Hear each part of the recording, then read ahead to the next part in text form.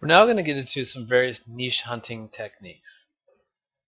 On the agenda, what we have here is what to look for in niches, what to avoid in niches, and where to look for niches.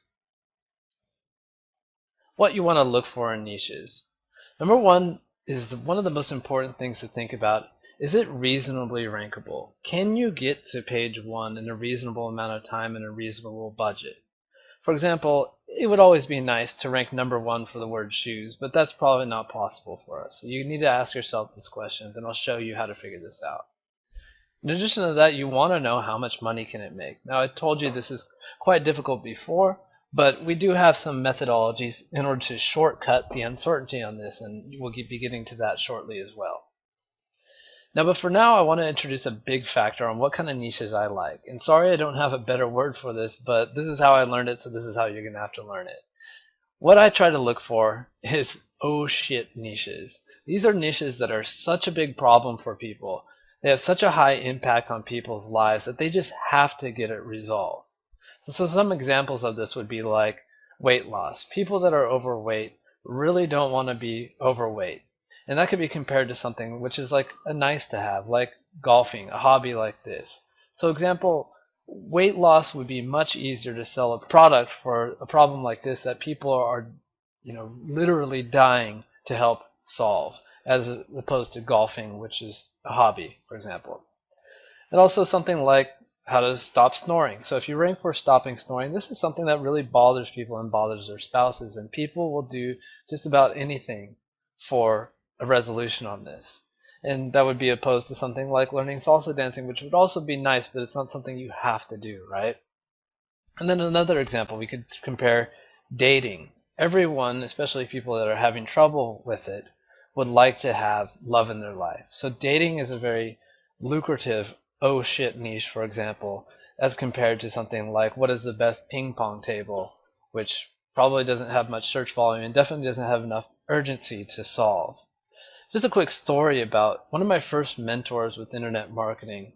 I asked him how did he first break through with with making money online, and he said, well, basically what I did is I figured out one of the biggest niches that people have problems with, which is divorce. I wrote an ebook on it, or I had it commissioned, and I simply just contact whoever was ranking number one for divorce and just put it in their sidebar. We split the profit. That's how he made his first million.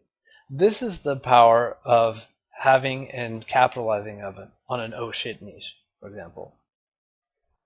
We're not going to talk about what to avoid in niches. Now, number one, what you want to avoid is a niche that requires a lot of updates. So, for example, like the tech niche where new products are coming out all the time, or video game hacks or video game niches where new stuff is coming out all the time. Unless you really like the niche and are okay with updating it, move on. Move on past a niche like this, because more than likely you're not just going to have one website. You're going to have multiple ones, and you don't want to have to be stuck into updating one all the time. Second is I'd probably recommend avoiding your money, your life niches for now. These are niches like credit repair, back pain, medically related stuff where your advice for them could affect their money or their life as well. The returns are awesome on these niches, but they're highly, highly audited and usually require considerable amount of authority and time to rank. Also, avoid niches that you just straight up don't have any interest in. You don't need to always go to for niches that you like. For example, I'm very much into a lot of niches that revolve around women's beauty, which, yeah, I don't really have any motivation to know anything about it. But on the other hand, if you straight up hate a subject, you're not going to last long into it. Also, avoid niches which are recommending or selling products that you can just straight up pick up in person. For example, we were in the beard oil niche where beard oil is just available on the shelf at any hair salon or even Walmart now. It just did not turn out to be a great lucrative niche for us because people didn't have too much motivation to buy it online, especially outside Amazon. And then finally, avoid niches with low cost products. They simply, even if you get a high amount of commission on them, they're just not going to pay out unless you sell an extreme amount of them. So let's talk about where to look for niches. Now, let's stop for a second. Niche selection is actually really, really difficult. It's probably, as I mentioned before, one of your most important skills in SEO, which is kind of why I invented the Lead Spring Launchpad concept in the first place. As good as I feel like I am at SEO and how long I've been doing it, I still view niche selection as one of the most difficult parts in the process. And Launchpad was a way for me to partner with existing sites and that are already making money, and so their niche is already resolved and we can just move forward on growing the site. So I agree and I sympathize that niche selection is very hard, but I do have a way to shortcut our way around the issue of not knowing anything about the niche before we get into it.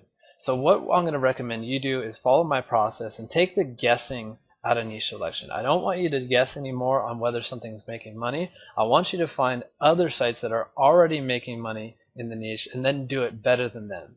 And by going through this training, you'll be able to do that. So number one method that I like to use is reverse engineering marketplaces. So right now, if you were to go to flippa.com and we see a site that's selling for $100,000, we know because most sites are marked up at about 20x to 30x monthly revenue, the site selling for $100,000 is probably making at least $5,000 per month. So we have verification right there that this site and this niche can make $5,000 a month because this guy is doing it. So you can go to a place like flippa.com, which is free to browse. They don't typically have high-end quality websites, but you can get ideas there. I have a niche that I just recently flipped for $320,000 that I first discovered this niche on Flippa, and I bought a site for $500 itself. I'm not saying that this is a common circumstance, otherwise I'd be on Flippa every day, but this is where we got the niche idea on this site that flipped for 300 grand. In addition to that, we have Empire Flippers and FE International. These require a deposit to look at the sites for sale on these marketplaces. Empire Flippers are typically higher quality, vetted marketplace listings. They require a deposit, like I said, and typically the sites you want to look at will cost a large deposit. So expect to have a big chunk of money to put up for your deposit. You get it back once you look at it if you don't want to buy it, of course. So you want to be looking at marketplaces like Empire Flippers and FE to buy sites also for yourself when you get a bit more comfortable with your ranking process. So right now, the amount of sites that I build from scratch versus the amount of sites that I just buy and improve is about 20 to 80%. So this is something that you want to get into doing on naturally anyways when you start to build up the cash flow. This is next level SEO. In addition to looking at the marketplaces, also go to the affiliate networks. So one of the first things I want you to do is go to affiliate networks and just see here, look at the listings on the products that they're promoting on these sites, and look at the highest payouts. Look at the earnings per clicks on each of these products and the highest grossing products there are. Make sure the sales are coming from organic SEO and not PPC. There's a big difference.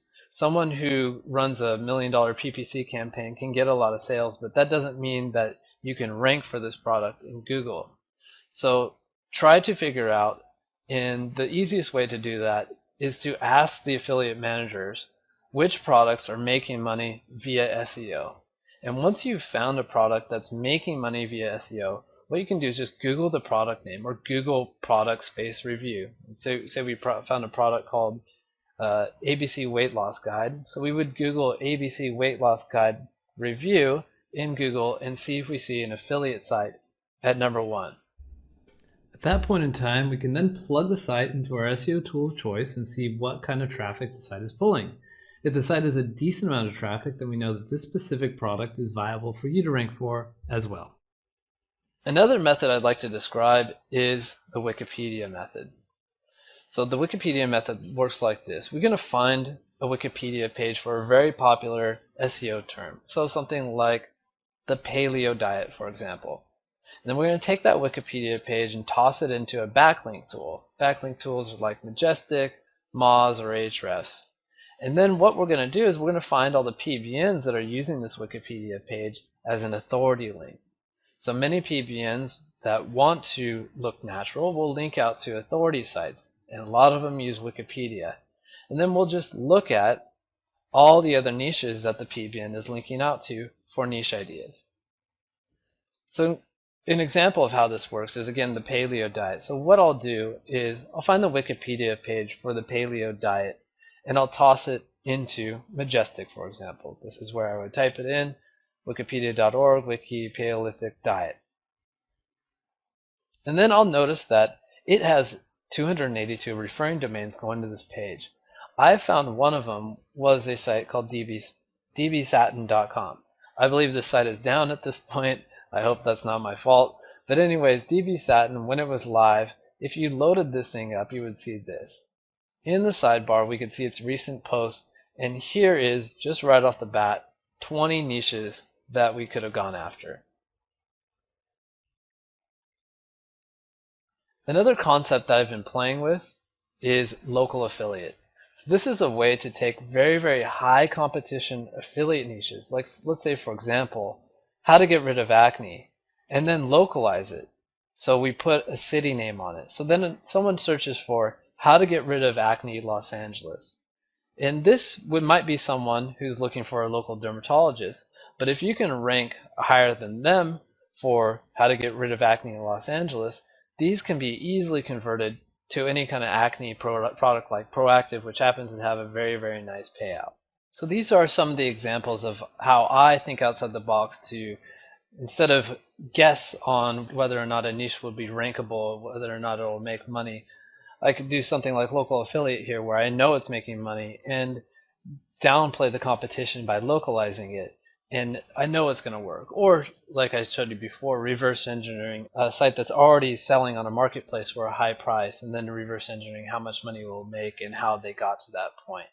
So these are the ways I think outside the box, but ultimately what I just want to part with is ultimately it's up to you. Everyone has their own techniques for niche selection, and if you're using your own technique based on what are your favorite hobbies or whatever you like to do, that's ultimately up to you, but these are the ways I think outside the box, and you're completely okay using your own techniques, and the course material going forward will apply to any niche that you try to rank.